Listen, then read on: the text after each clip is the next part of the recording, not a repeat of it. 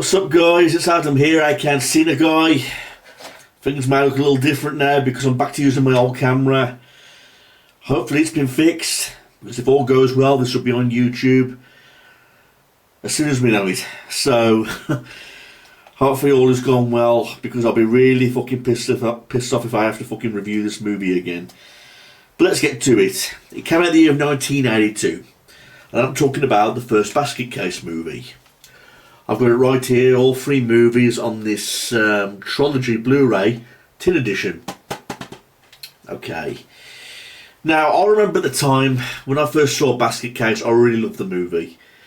It's your typical 80s feel horror movie, you know, with the atmosphere and the darkness and the grainy background. I saw it on DVD first, and I watched it all the way through, and I was really impressed with what I watched. I mean, definitely has that 80s feel to it. And of course, I think all the best movies were made in the 80s, because in the 80s, you know, you had the likes of Nightmare on Elm Street and Hellraiser, and you had all your other kick-ass, over-the-top, gory horror movies, particularly in the late 80s. Well, this one came out in the year of 1982, the first one. Now, the sequels, I will admit, I'm not a big fan of those. So many of you will be asking, why do you own the Blu-ray box set? It was because I could not find Basket Case, the first movie, on Blu-ray at the time. You know, and this is like a very rare special edition at the time. It was quite expensive. But I was ordering a bunch of DVDs and Blu-rays for Christmas. I wanted part of my collection. I could not get the very first Basket Case movie on Blu-ray. And then I saw this trilogy Blu-ray set, and I said to myself, well, I've not seen the sequel, so I'll surprise myself, I'll get the first movie, and then hopefully see the sequels down the line. And I have seen the sequels now. And I'm going to be honest with you, I'm not a fan of the sequels. I don't know why. Again, there's nothing wrong with them. I think maybe it was because I watched them one day when I wasn't in the right mood for them, or I wasn't like in the mood for a movie like that.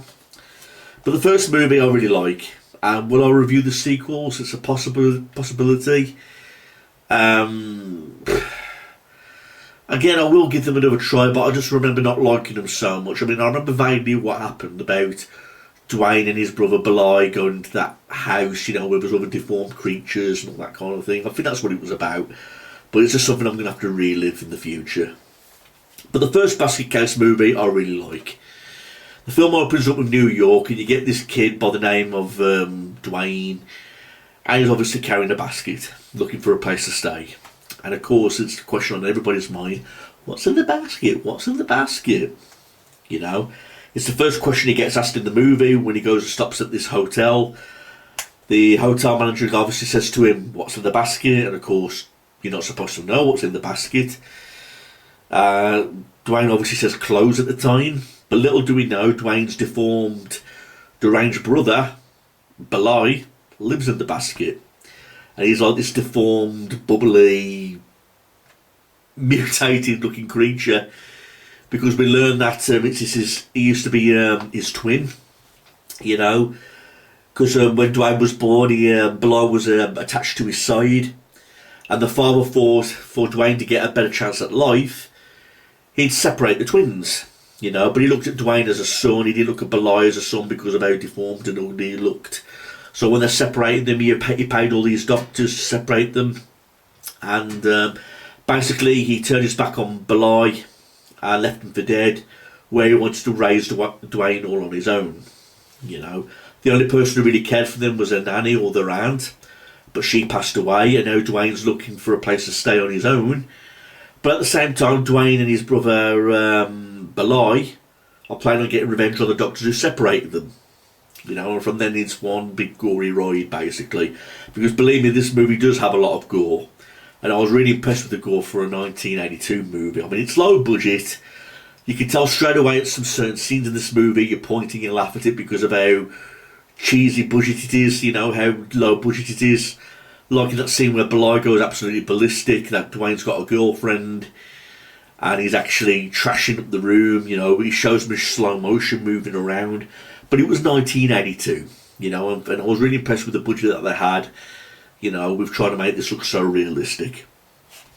You know, even the scene where Dwayne prevents his brother from getting bored because he lives in the basket for so long. He buys him a TV, and Bly like breaks the nozzle off the TV, and he gets really bored.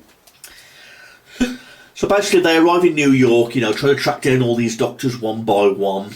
One's a vet, I believe, and I think her death had to be the goriest. Where she got all the knives and all the sharp instruments all stuck in her head. And she's like screaming at the camera going, "Ah!" She's got like all these bloody instruments all stabbed into her face. There's a scene with the doctor, where Dwayne goes in complaining about a sore chest. And then he gets like brutally murdered, because Bly grabs his gut area and rips out his guts, and all the blood squirts up on his face. That was a really good, cool, kick-ass scene. So one by one they get revenge on all these doctors, but they do take a different turn into the plot. I mean, we later learn that Dwayne falls in love with this girl. He basically tells a story about him and his brother to her, when they go out on a night drinking, and she doesn't really believe him. But at the same time, she's getting really freaked out by his story, Bly gets really jealous that his brother Dwayne's got a girlfriend and he hasn't, so he has rape in mind, but of course he doesn't have a dick, so he kills the girl. And this gets Dwayne really frustrated, and both brothers fight with each other and they fall out the window, and that's when the movie ends. Supposedly they're both dead, but because they made a sequel, Basket Case 2, that wasn't the case. We find out that both brothers are still alive, and then that's when it takes a different direction into the story, basically. But those are different reviews for a different day. But overall, I really enjoyed Basket Case, everybody. I thought the actor who played Dwayne did a great job in his role. He's got his hair like all long, like in an 80s type of look. And I thought they did a really great job design-wise on Bly. His Siamese twin.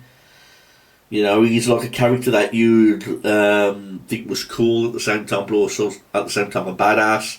Wondering if he'd give Jason Voorhees a run for his money. And in terms of special features, there's some good features on this which I really looked into after I watched the movie for the first time, like what's in the basket, looking at the making of the trilogy with the director, Frank Henenlotter, actors, the actors, the makeup effects, and some of the interviews with some of the cast and crew. There's also some outtakes and some behind the scenes, some trailers, some radio spots, stills. So it does go beyond the scenes, talking about how they actually made this movie. Okay. Now, I really recommend it to any horror fanatic who's a big fan of the 80s horror movies. I mean, if you like the 80s movies that define horror and they got like the grainy backgrounds, I mean, one thing I would like to do, because like I said, this is Blu-ray. It was nice seeing it on Blu-ray. But one thing I would do with Basket Case, I mean, I love it up to the point where I'll collect in different formats. I would like to see this on a VHS tape. The tape being grainy and giving that 80s feel, viewing feeling. That would be a really nice touch. Again, the gore is there, the story's there, the acting's there. I can just only imagine how great this movie would have been more if they would have given like a higher budget for this movie. So there's some scenes in this movie that do take different directions, like the scene where he's falling in love. Of course, the main mission is to get revenge on the doctors. There's like 3 or 4 of them, and each one suffers like a really big, memorable, brutal death where Bly like rips their guts out and uses stabbing instruments into that woman's fucking face, because he takes the basket into her, saying it's a cat. And of course, when he opens it, it's Bly, and he goes ballistic, and really attacks her, rips at her face and everything. So I like the background story, the idea, the fact that Bly and Dwayne are Siamese twins. They get separated at birth because the father wants Dwayne to have a normal life and he's more normal looking, where Bly is all deformed and he doesn't see him as a son. So you do feel kind of bad for Bly in some sort of way, because his father disowns him and just leaves him in a trash bag, to rot. And the only person who really cared for them both is the aunt while she was still living. She raised them both the same, she loved them both the same. But when she passed away of old age, natural causes, Dwayne had to look after his brother all on his own, and they thought the first thing to do is just to get revenge on the doctors separating them, because he blames the doctors for them for having such an awkward life, basically.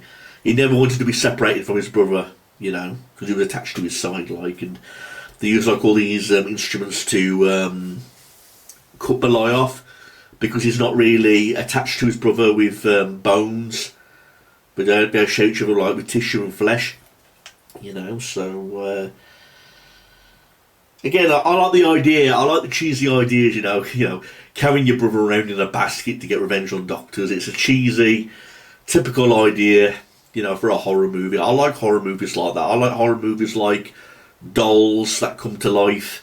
But in fact, there's a horror movie about dolls that do come to life and start killing people. So I like the crazy, cheesy ideas of these horror movies. And if you like horror movies like that are creative in a cheesy type of way, then I do recommend Basket Case. Please give it a try, everybody. Like I said, I've seen the sequels and I remember not liking them. I don't know, there was something about them that didn't really capture my imagination like it did with the first movie. But will I sit down and rewatch them and do reviews on them? Maybe I will.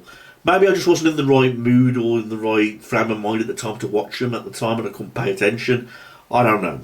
But we'll have to see. But thanks for watching this, everyone. It's one of those must-see for die-hard horror fans of the 80s. Really do highly recommend this one. Okay, like I said, this is Blu-ray. But if you want my tip, if you want my best advice, see this on VHS. You know, if you like to see a great atmosphere of how New York looked at the time, you know, where it was dirty, you know, and grainy and very dark, you know, it gives a good 80s feel to it, you know, when you see that format on VHS. So I would like to see this on VHS just for that one particular reason. Thanks for watching this, everybody. Email if you've got any questions and we'll see where we go from here. That's my review on Basket Case. Again, please check it out. It's one of the good ones. Thanks, everyone. Peace out.